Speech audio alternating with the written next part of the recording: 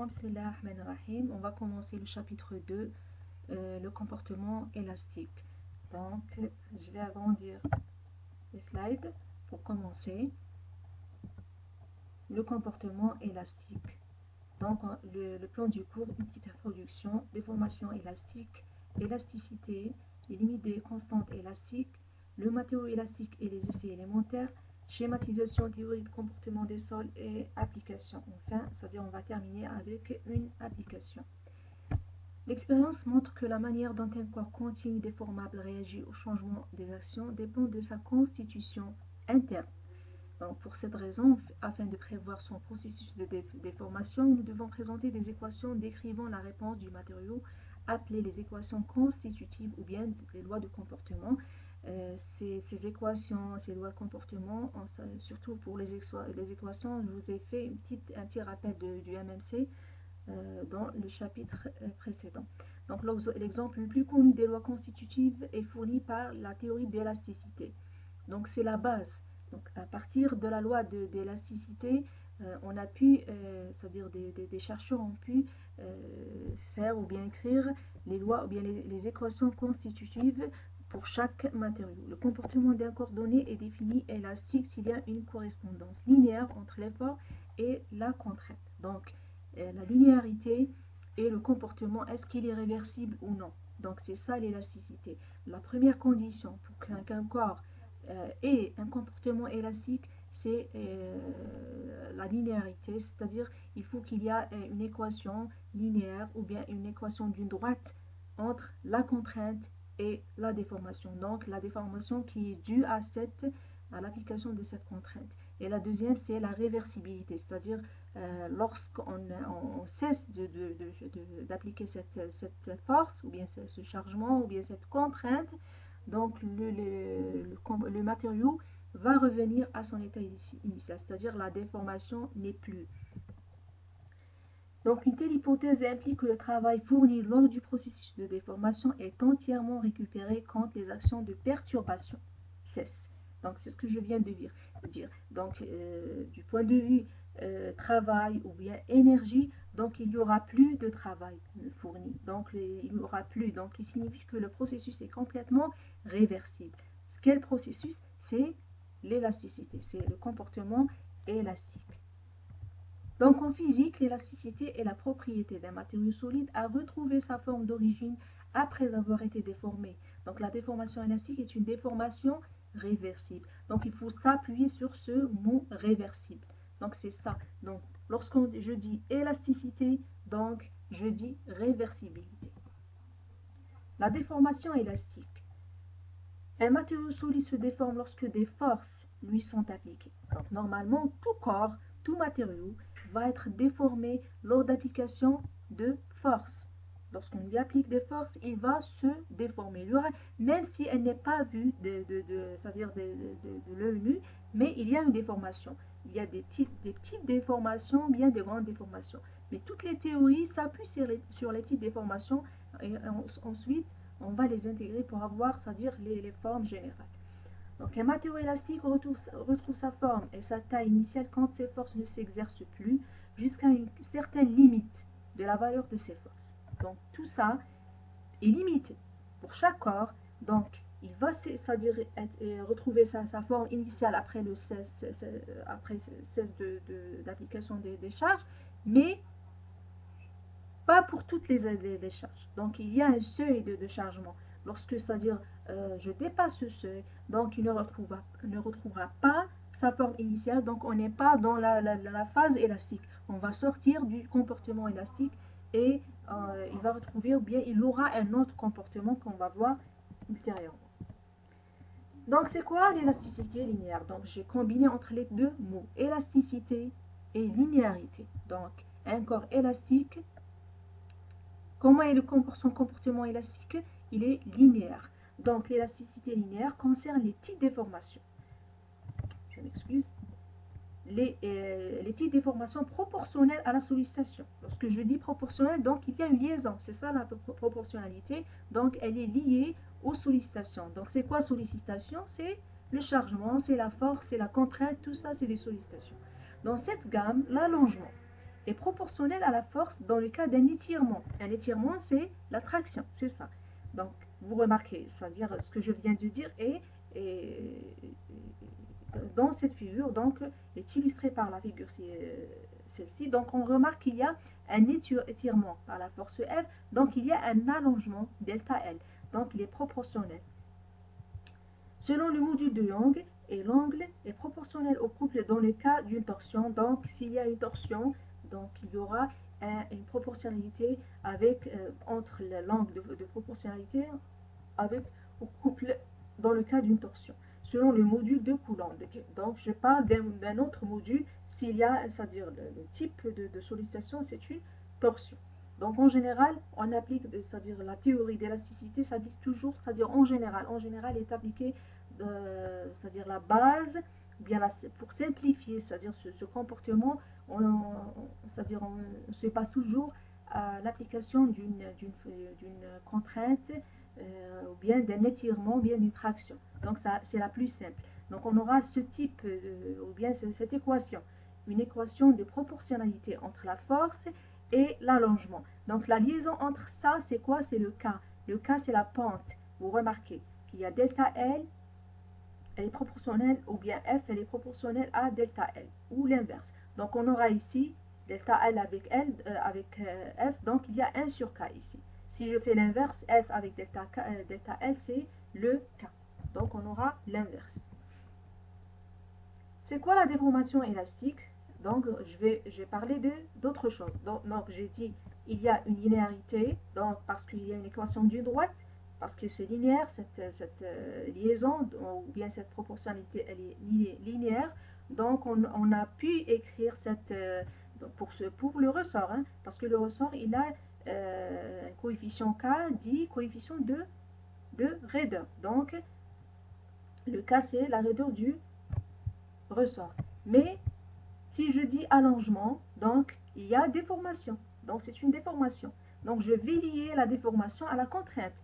Ici, j'ai lié l'allongement à la force, mais une force qui est appliquée à, c'est-à-dire à une surface. Si je prends une éprouvette et j'applique la force, donc elle est appliquée sur une facette. Cette facette, elle a une surface S. Donc si je dis F sur S, c'est quoi? C'est la contrainte. Donc, j'aurai une liaison entre la contrainte et quoi? La contrainte et la déformation, qui est, c'est-à-dire la relativité entre le delta L et L, donc le epsilon. Donc, on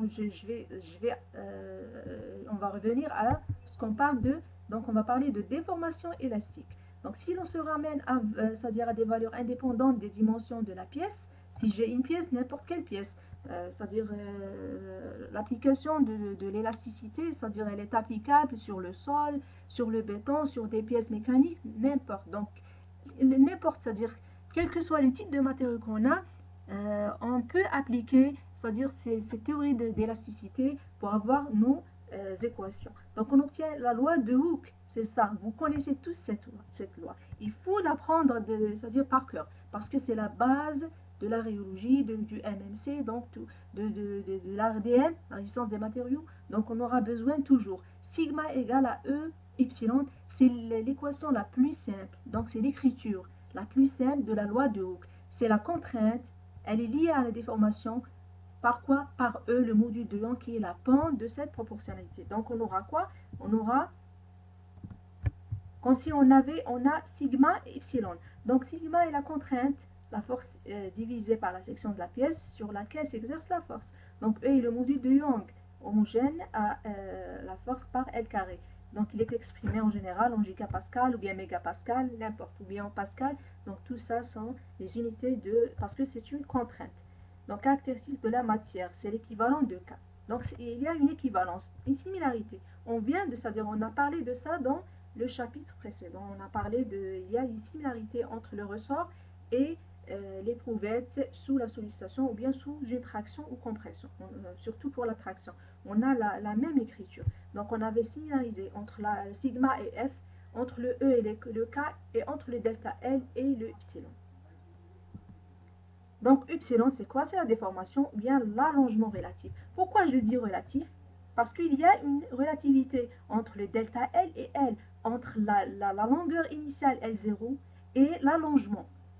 L'allongement qui est eu après application de la force. Donc, si je fais le rapport entre le delta L et L, j'aurai le epsilon, la déformation, qui n'a pas d'unité, parce que le delta L, si delta L est en centimètres et L en centimètres, on n'aura pas d'unité.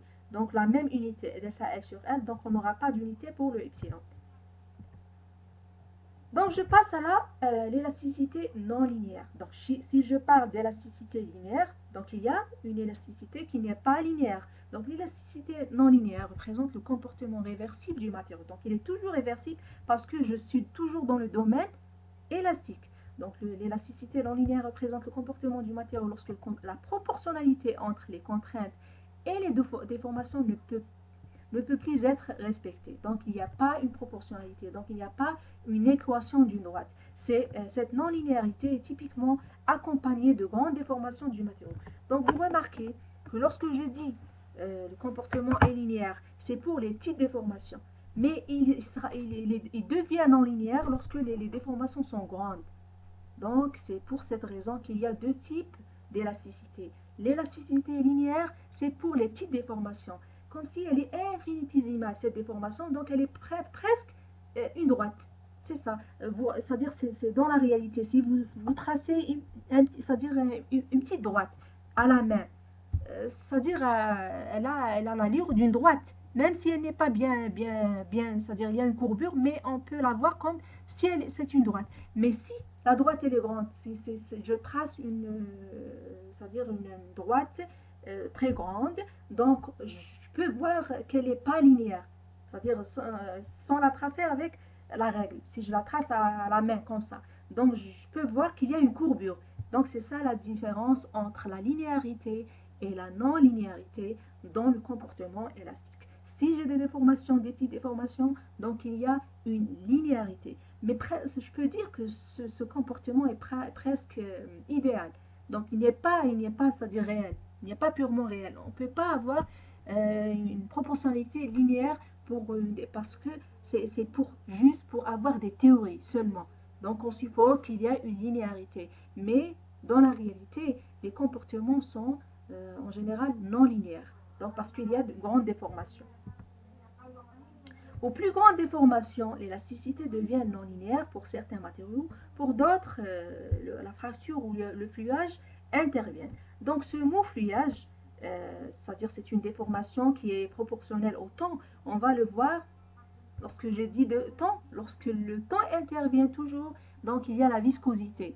Donc lorsqu'il y a une non-linéarité, donc on est dans un autre comportement qui intervient. Donc il n'y a pas une élasticité pure, mais il y a une viscoélasticité parce qu'il y a le fluage. Donc on va voir, c'est-à-dire dans le chapitre de la viscosité, on va voir c'est quoi le fluage parce que le temps intervient. On adopte l'hypothèse de l'isotropie. Donc c'est quoi l'isotropie? C'est les mêmes. Donc lorsque j'ai les mêmes propriétés, les mêmes propriétés intrinsèques dans toutes les directions X, Y, Z pour le même matériau. Donc je dis que ce matériau est isotrope. Sinon, il est anisotrope, donc il y a deux types. Donc pour appliquer les lois de comportement, il faut toujours, donc c'est-à-dire supposer, il y a des hypothèses qu'il faut faire, c'est supposer que pour simplifier, c'est pas pour faire les lois, mais il y a des lois généralisées, mais pour simplifier ces équations, c'est-à-dire on suppose toujours que notre matériau est isotrope, c'est-à-dire qu'en un point donné, les constantes élastiques sont indépendantes du choix des axes de référence. Donc, en un point, les constantes élastiques, c'est quoi les constantes élastiques? Le E, le module de Young, le lambda, le mu, le nu. Donc, toutes les, ça c'est-à-dire, on a fait un rappel sur ces constantes.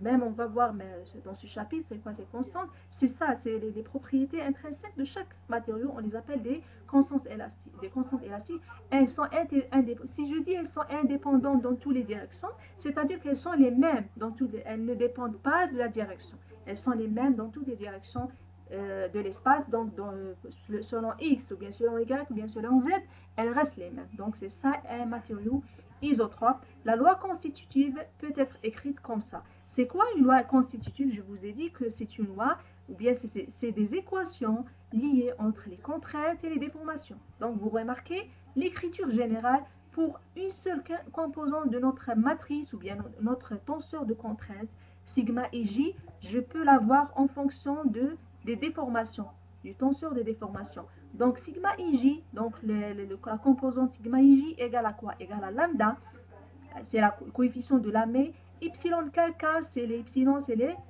déformés ou bien les déformations diagonales, fois delta ij. Les delta ij, c'est les composantes du tenseur identique ou bien de la matrice identique plus 2 mu, le coefficient de Lamé, fois epsilon ij.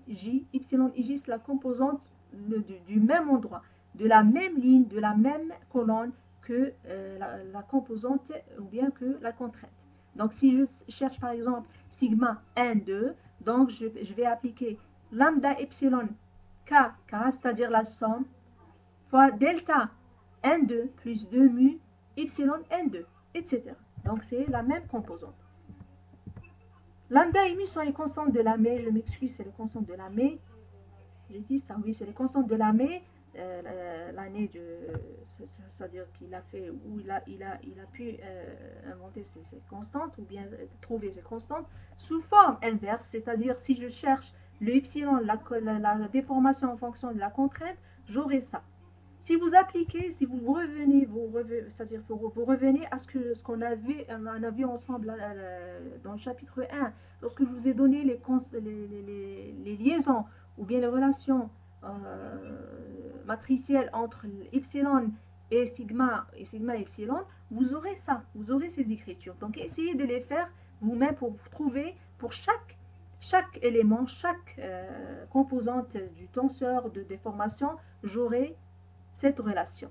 Donc, la relation, cette fois-ci, si je fais une liaison entre la déformation et la contrainte, cette liaison, c'est en fonction du coefficient de Poisson et de module de Young. Si je fais c'est-à-dire la liaison entre la contrainte et la déformation, j'aurai cette liaison en fonction des constantes ou bien des coefficients de Lamé. Donc, E est le module de Young et nul coefficient de Poisson. Donc les années, c'est les années où ces chercheurs ont trouvé ou bien ont c'est-à-dire élaboré ces constantes.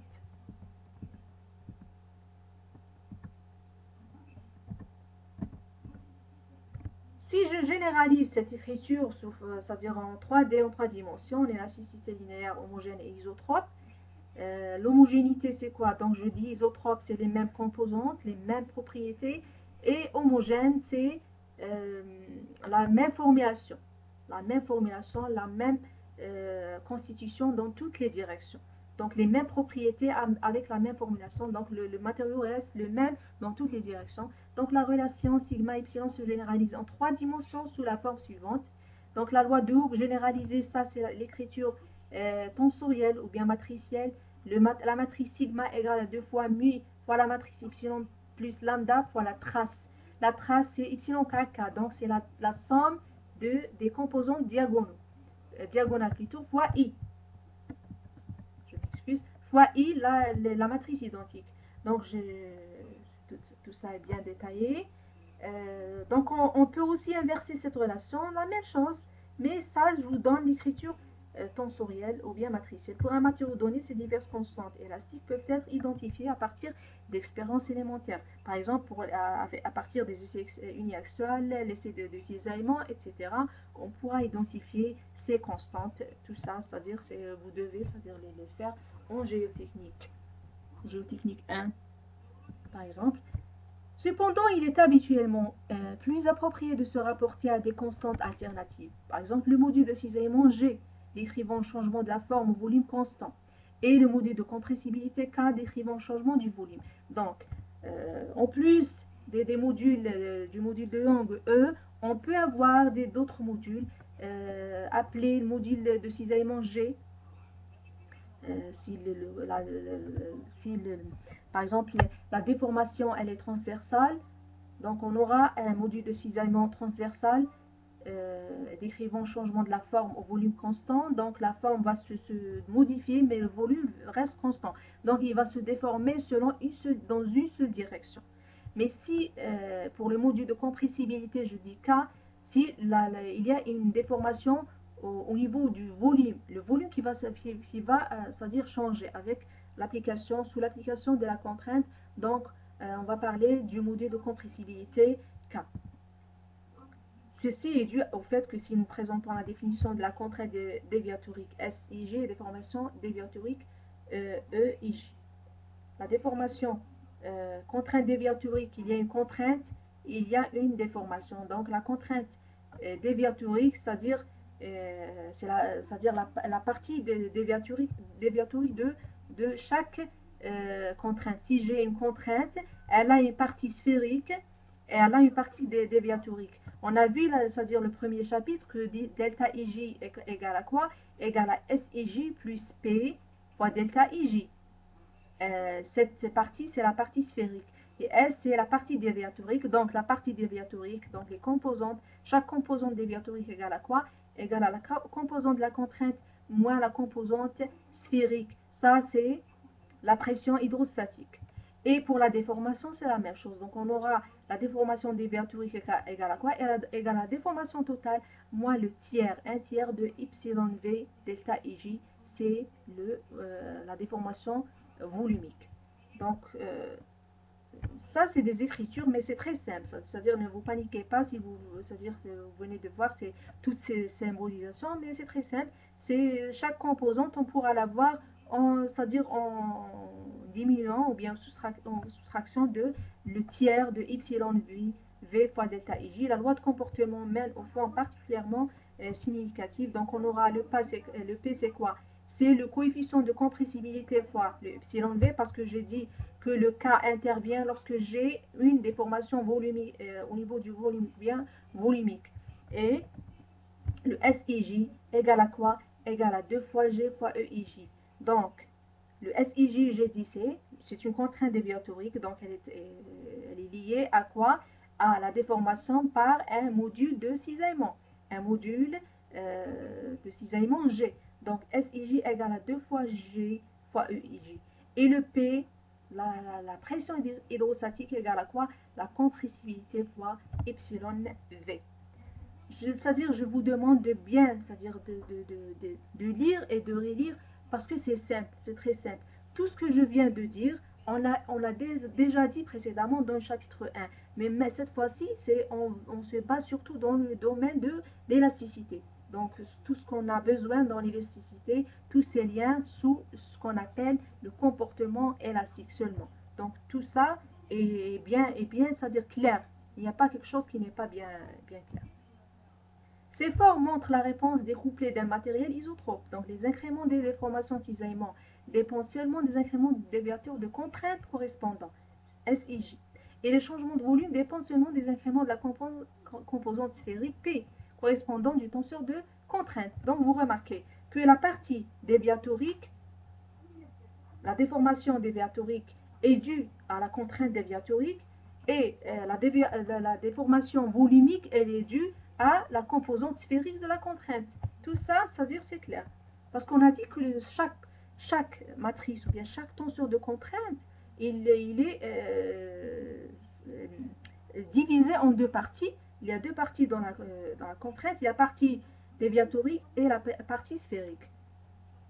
Donc, une partie déviatorique de la contrainte nous donne une déformation déviatorique, SIJ, et la partie sphérique nous donne une déformation volumique, epsilon V.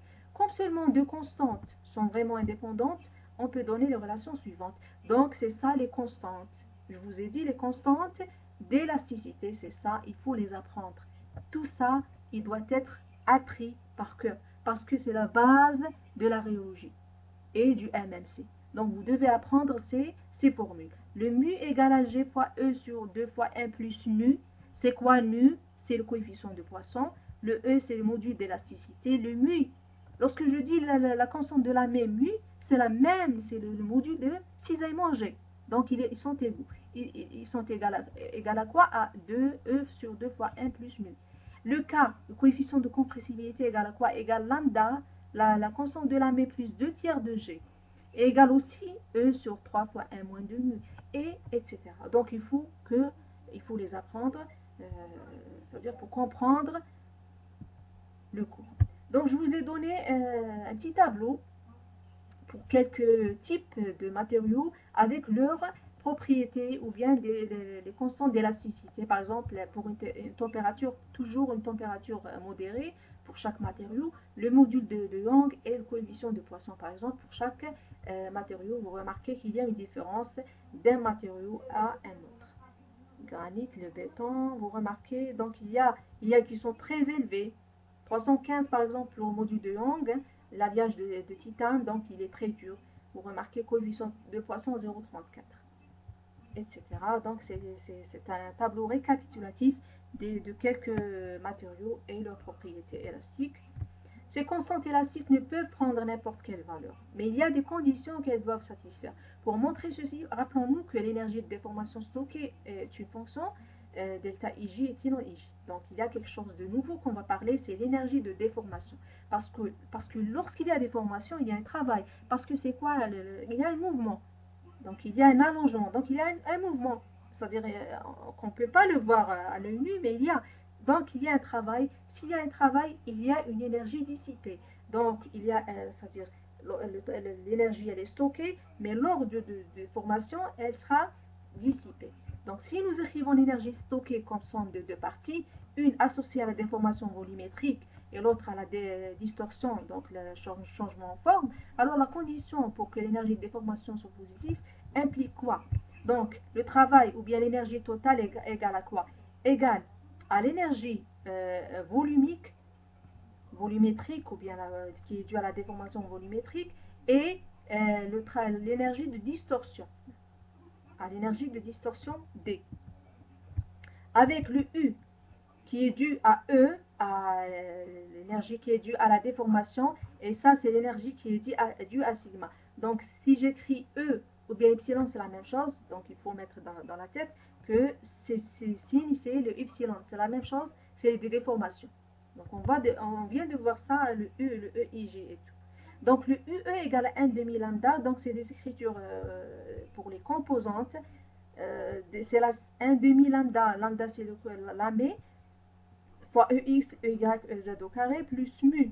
Lorsque je dis mu, c'est G, c'est la même chose. Donc EX carré, plus EY carré, plus EZ carré, plus 1 demi des déformations transversales. Vous remarquez que j'écris gamma XY au carré, donc c'est la somme.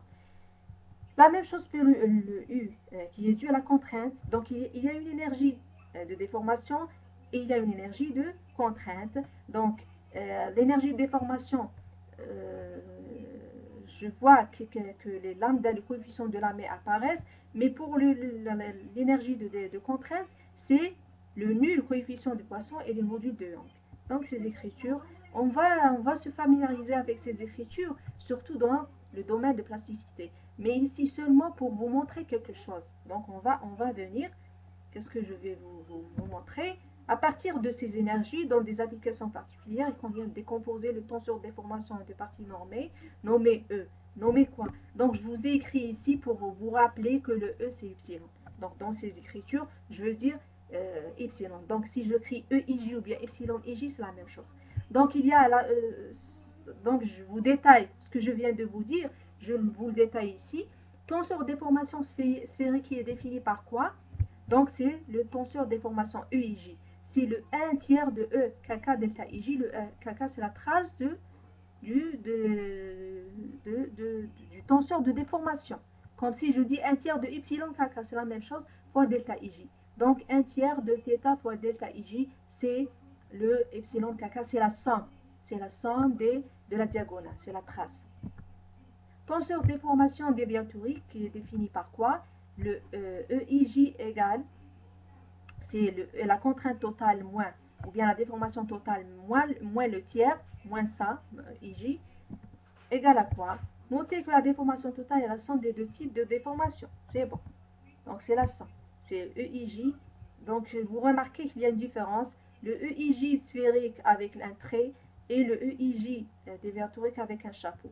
Donc le EIJ total, la déformation totale, c'est la déformation déviatorique, plutôt sphérique, ça c'est sphérique, plus la déformation déviatorique. Le tenseur déformation sphérique représente la déformation volumétrique seulement. C'est un tenseur isotropique, étant le même dans tous les systèmes de coordonnées. Donc, on s'est basé sur l'isotropie, donc tout devient isotrope.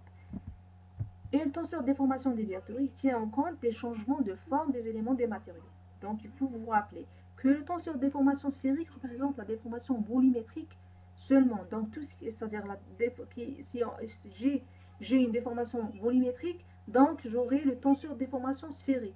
Si j'ai une déformation changement de forme de l'élément, donc c'est la déformation déviatorique. Il peut être remarqué que les principales directions de déformation déviatorique sont les mêmes que celles du tenseur des déformations. C'est la même chose. Pour des matériaux isotropes, la contrainte sphérique produit une déformation volumique seulement, tandis que la contrainte déviatorique cause des changements de distorsion seulement. Tout ça, c'est des détails. Seulement, c'est-à-dire il n'y a rien de plus. Tout ça, j'ai déjà dit. Donc l'énergie de la contrainte volumique est trouvée en considérant les composantes sphériques ou bien hydrostatiques de contrainte et déformation. Vous remarquez, l'énergie de la contrainte volumique, UV, est trouvée en considérant les composantes sphériques ou bien hydrostatiques de contrainte et déformation. C'est la partie sphérique. Il y a un tiré, donc c'est le 1/6 delta JJEKK. Donc il y a, lorsque j'applique ça, j'aurai en fonction des coefficients, du coefficient de Poisson et le E, donc j'aurai cette écriture. Donc ça, c'est l'écriture la plus simple pour l'énergie de la contrainte volumique, UV. Donc c'est 1 moins 2 fois nu sur 6E fois sigma x plus sigma y plus sigma z au carré. Tout ça au carré. Pour l'énergie de déformation distorsion, j'aurai ça. Donc UD égale 1 sur 12 mu fois. Donc ça, c'est l'écriture la plus simple pour UD, l'énergie de la contrainte de distorsion. Normalement, ça ne devient pas partir, mais... Donc, vous aurez cette écriture. Donc, j'ai le UV et le UD. Je crois que c'est les écritures les plus simples. Le UV égale à quoi? Égale à 1 moins 2 fois nu, sur 6E fois sigma x plus sigma y plus sigma z, le tout au carré. Si j'ai l'état de contrainte, j'aurai directement le U. L'état de contrainte, par exemple, si j'ai par exemple l'état de contrainte d'une traction, qu'est-ce que j'aurai? Par exemple, selon x, j'aurai le sigma y égale à 0, sigma z 0. Donc, j'aurai seulement le UV égale à 1 moins 2 nu sur 6E fois sigma x. Donc, j'aurai sigma x. Si j'ai le F appliqué sur une surface donnée, donc j'aurai le sigma x. Tout simplement, le matériau, j'ai son coefficient de Poisson, j'ai son module, un module d'élasticité, donc j'aurai son énergie volumique. La même chose, c'est pour le UD. Donc pour x, sigma x, les autres sont toutes nulles. Donc j'aurai sigma x au carré. Donc UD égale à sigma x au carré sur 12 mu. Donc c'est ça. Ça, c'est des écritures générales, mais pour, c'est-à-dire chaque état de contrainte, j'aurai son propre résultat. Donc ils ne sont pas identiques, mais juste il faut avoir, c'est-à-dire la forme générale de l'énergie. Par exemple, on va commencer limite de constante élastique. Donc je vais revenir, c'est-à-dire à quoi me servent les énergies. Par exemple, pour une traction simple, réalisons une expérience où l'état de contrainte est uniaxial, par exemple traction suivant OX. La matrice du tenseur des contraintes et celle du tenseur de déformation sont donc de la forme suivante. C'est ce que je viens de vous dire. Donc j'aurai sigma égale à sigma x. X parce que c'est la diagonale, les autres sont tous nuls. Si j'ai selon le x. Les déformations, qu'est-ce que j'aurai? Donc les déformations, c'est selon la diagonale. Donc j'aurai une déformation selon x, déformation selon y et une déformation selon z. Parce qu'il va se déformer dans toutes les directions. C'est ça. Donc il faut imaginer. Il faut avoir une imagination. C'est-à-dire, si j'applique, j'ai une éprouvette et j'applique le F sur S, donc j'aurai sigma x. Elle va se déformer longitudinalement, Mais cette déformation va être dans toutes les directions. Ici, par exemple, s'il y a une traction, elle va être étirée dans la direction X. Mais dans les autres directions, elle va diminuer de diamètre. Il va diminuer, son diamètre va diminuer. Donc, il y a une déformation dans toutes les directions. Selon X, Y et Z. Donc, j'aurai les trois composantes diagonales de epsilon.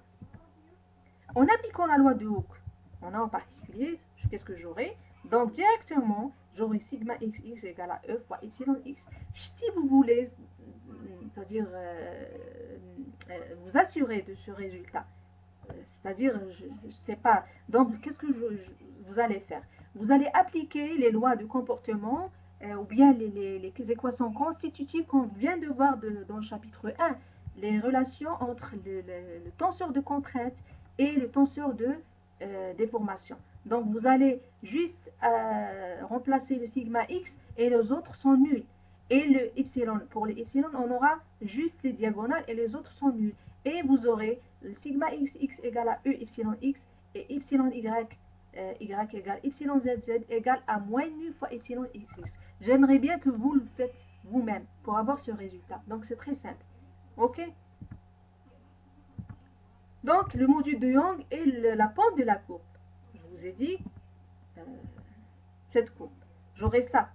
J'aurai sigma pour la traction, elle est liée à epsilon de l'allongement. Donc j'aurai quoi? J'aurai une pente ici. C'est cette pente qui est ici, c'est le E. Donc j'aurai cette pente. Pour les epsilon transversales, j'aurai la pente inverse. Transversale entre transversale et longitudinale. Transversale, donc je vais revenir. Donc sigma traction, elle est liée elle est en fonction de epsilon longitudinal. Le coefficient de Poisson nu est la pente de la courbe, cette courbe. Pourquoi en moins? Parce que j'ai trouvé ici le moins mu epsilon x. Ça, c'est transversal. Epsilon y, z, z sont des déformations transversales. Il faut imaginer, parce que j'ai l'allongement. Donc, selon la direction x, il y a un allongement, epsilon x. Mais dans les directions y et z, les déformations sont transversales.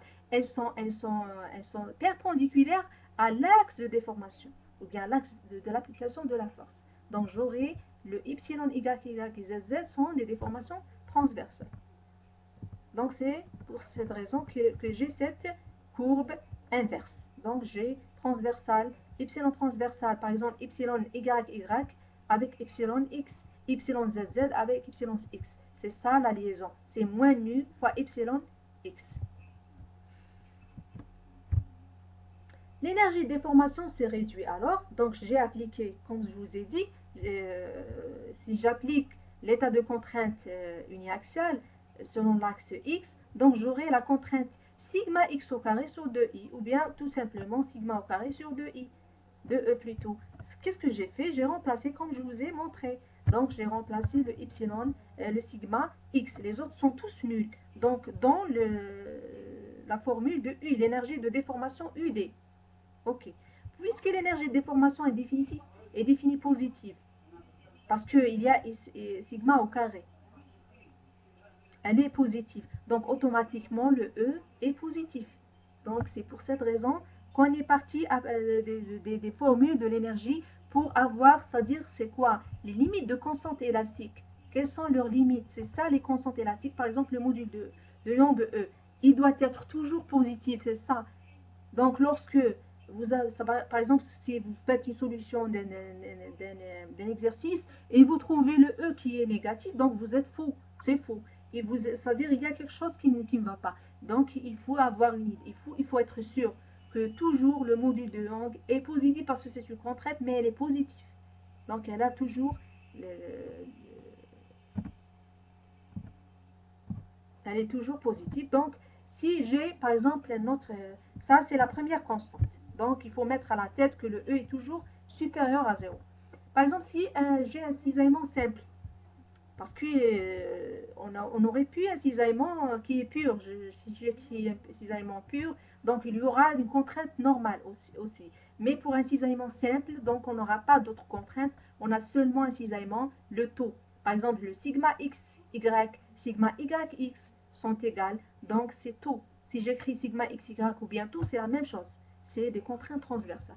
Donc, considérons le cas du cisaillement simple uniforme défini par le tenseur des contraintes. Donc, je vous ai donné. Par exemple, si je vous donne un exercice, je peux vous pas donner, c'est-à-dire l'état de contrainte. Je vous dis seulement, c'est-à-dire je vous donne l'énoncé de l'exercice parce que, par exemple, j'ai un état de cisaillement simple. Donc, vous devez écrire cet état de contrainte. C'est ce tenseur que je veux voir.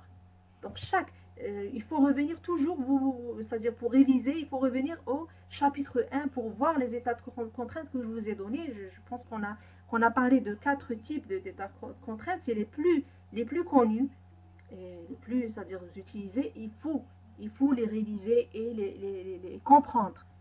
Donc, c'est la base. Pour avoir une base dans la rhéologie. Donc, c'est ça la base, surtout pour les états de contrainte. Si je ne comprends pas, c'est-à-dire le chargement et l'état de contrainte de ce chargement, je ne peux rien faire. Parce que c'est la base. Il faut bien comprendre l'état de contrainte. Il faut bien écrire l'état de contrainte pour avancer. Sinon, on n'a rien fait. Donc, l'énergie de déformation, qu'est-ce que j'aurai? J'aurai le U égale à 1 plus mu sur E de E. Donc, j'ai seulement, qu'est-ce que j'ai fait? J'ai remplacé les sigma xy et yx avec taux. Et les autres sont tous nuls. Donc, j'aurai quoi? J'aurai taux au carré sur E fois 1 plus mu. Donc, il faut revenir aux équations, les deux équations que je viens de vous donner, le UV et le UD, et vous le remplacez vous-même pour trouver ce résultat. À nouveau, en invoquant la propriété définie positive de l'énergie de déformation et en utilisant le résultat précédent de E est supérieur à 0, donne qu'est-ce que j'aurai? Donc ça y est, j'ai trouvé que le E, il est toujours positif.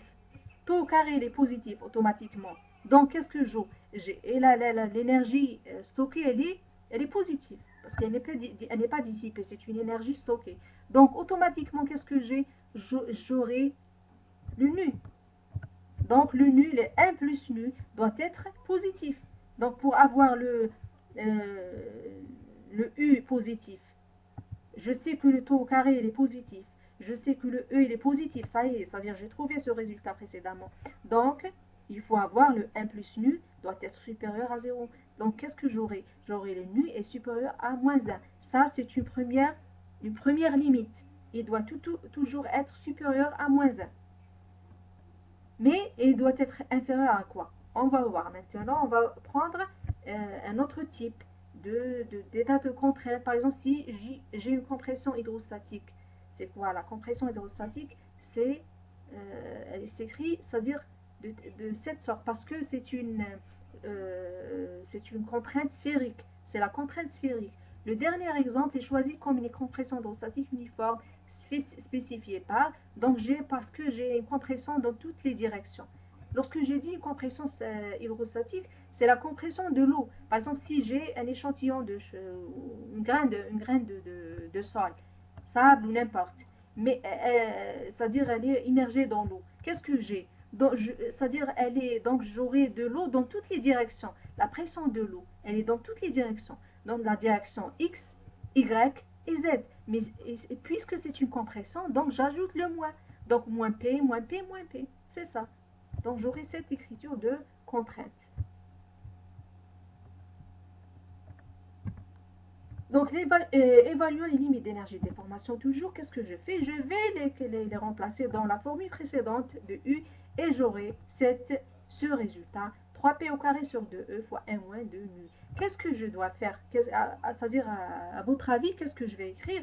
Donc, je vais avoir, puisque le 3P au carré il est positif, le 3 sur 2 positif, P au carré positif, le E on a trouvé qu'il est positif, et l'énergie stockée elle est toujours positive. Donc, il faut que 1 moins 2 nu doit être supérieur à 0 aussi.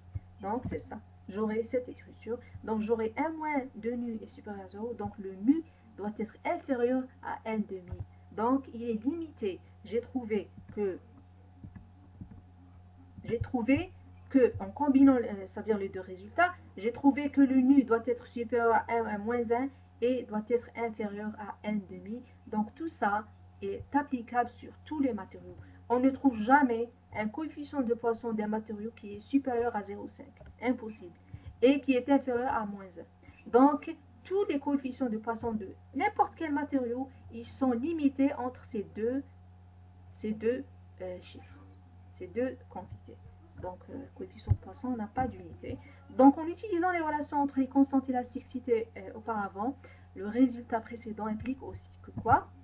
Il implique que le K doit être supérieur à 0, coefficient de compressibilité, et là, le coefficient de Lamé, ou bien la constante de Lamé aussi doit être supérieure à 0.